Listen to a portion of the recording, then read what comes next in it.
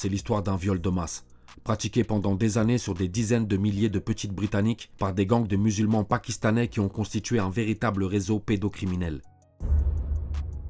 Tant de jeunes filles issues de la classe blanche ouvrière, violées, prostituées, au vu et au su du système, associations, services sociaux, police, justice, politique, médias, ils ont laissé faire et ils ont tout fait pour que personne n'en parle. Pourquoi ? Parce qu'ils avaient peur qu'on les qualifie de racistes et d'islamophobes. Les pauvres. Andrew Norfolk is now the chief investigative reporter for The Times. When he first heard about this story, his liberal angst kicked in immediately. My reaction was, how on earth do you cover this story? Because it's the dream story for the far right. I as a journalist, wrote a simple story, a single story, and moved on and hoped it wasn't true. As the years passed, I then began to see, as stories came in from across the North and the Midlands, little by little, drip, drip, and I couldn't help noticing that invariably the men, they were from the Pakistani community in the vast majority of cases. Eventually it got to such a point that in 2010 I said, to the newspaper, I think there's something really disturbing going on here and nobody's recognised it and you need to give me some time to look into it. We'd run our first story about this hidden crime pattern in January 2011. And I'd steeled myself for the inevitable accusations that would come. Did you think people were saying, this bloke Norfolk, he's a bit of a racist? Both Anne Cryer and Andrew Norfolk would regard themselves as liberal-minded people. Yet they were vilified for saying something that liberal Britain just didn't want to hear. La communauté musulmane dans son ensemble, elle aussi n'a pas réagi comme elle aurait dû face à l'horreur. C'est-à-dire qu'ils ont tous volontairement ignoré ce crime de masse et laissé des dizaines de milliers de filles mineures et leurs familles dans la douleur pour égoïstement se préserver. Le silence du lâche, l'omerta du traître et du conquérant. Dire qu'on a les mêmes en France. Pour en savoir beaucoup plus à propos de ce viol de masse raciste commis par des musulmans pakistanais, je vous invite à regarder les vidéos de l'excellent Sofzilog sur le sujet. Il est hélas décédé, qu'il repose en paix. Mais sa chaîne est toujours sur YouTube. N'hésitez pas, les liens sont dans la description. Cette affaire est un mélange de pédocriminalité, de violence sexuelle, de prostitution forcée et de racisme anti-blanc. Elle montre de façon évidente ce qui peut arriver dans les pays occidentaux qui reçoivent une immigration massive de peuples aux cultures opposées ou carrément hostiles aux leurs, notamment celle en provenance des pays musulmans, dont la religion, l'islam sous sa forme actuelle, porte en elle la haine des non-musulmans et la culture du viol. Culture du viol dont je parle dans mon nouveau livre, Le côté obscur de l'islam, que vous pouvez télécharger gratuitement au format PDF sur mon site vosser.fr, où il sera en vente au format livre de poche dès février 2025. Lien dans la description. En Europe, terre des Blancs, terre des koufars, l'immigration massive apporte avec elle des halogènes haineux et des musulmans conquérants qui usent du viol de masse des filles et des femmes blanches comme d'une arme de guerre contre les peuples autochtones. Et ne compte pas sur les pseudo-féministes et groupes de lutte contre la pédocriminalité pour dénoncer tout ça, qui ont soit ignoré ce crime dégueulasse, soit en ont trop brièvement parlé sans même utiliser les termes, et sans jamais aborder le sujet ardent de la pédophilie en islam.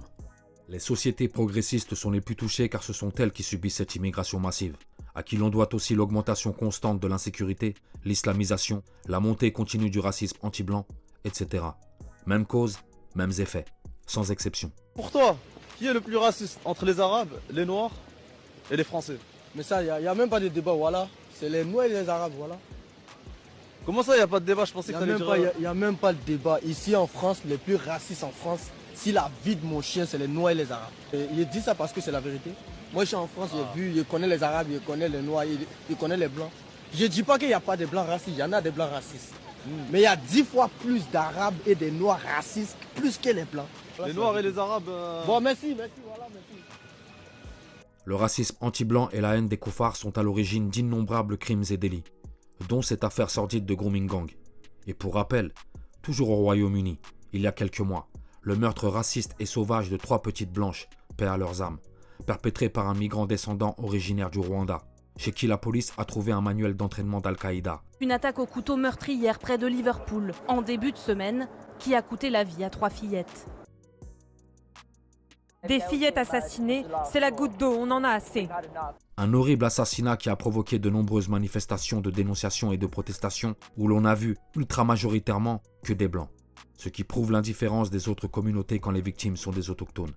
Manifestations dont la plupart des médias officiels ont dit qu'elles étaient d'extrême droite. Face à face de plus en plus tendu entre forces de l'ordre et manifestants d'extrême droite. À chaque manifestation, des slogans racistes et xénophobes sont scandés par la foule. Plus de 700 personnes ont déjà été arrêtées depuis le début des tensions et une centaine ont été inculpées, rapporte The Guardian. De son côté, le Premier ministre travailliste Keir Starmer, fraîchement élu à la tête du pays, a placé le Royaume-Uni en état d'alerte maximale et promet une réponse ferme envers les émeutiers. Be in no doubt, those that have participated in this violence will face the full force of the law. Car le système considère que les seuls qui n'ont pas le droit de manifester leur colère quand les leurs sont victimes de la haine raciale, ce sont les Blancs. On l'a vu aussi en France, lors d'une manifestation organisée pour dénoncer le meurtre raciste du petit Thomas à Crépol, paix à son âme, dont des manifestants ont été condamnés par la justice d'un système qui démontre à nouveau sa haine des peuples autochtones européens. Un racisme anti-blanc systémique. Face the full force of the law. Repense à ceux qui se taisent quand la victime est blanche et que l'agresseur, le violeur, le meurtrier est un migrant ou un migrant descendant allogène. Imagine ce qu'ils auraient dit, ce qu'ils auraient fait, si les victimes mineures d'un tel viol de masse étaient des rebeux, des renois ou des pakistanaises, et les violeurs et les proxénètes, des blancs. Un tremblement de terre. Tout le système se serait mis en branle. Mais pour les grooming gangs, rien. Ils s'en branlent. Un rien qui en dit beaucoup. Et qu'on le sache, les gens avec une conscience et un cœur qui bat se souviendront de comment tout ce petit monde s'est muré dans un silence de fils d'œuf.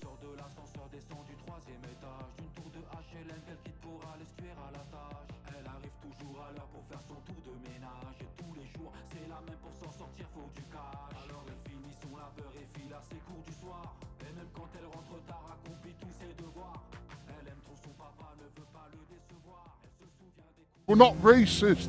We're scared.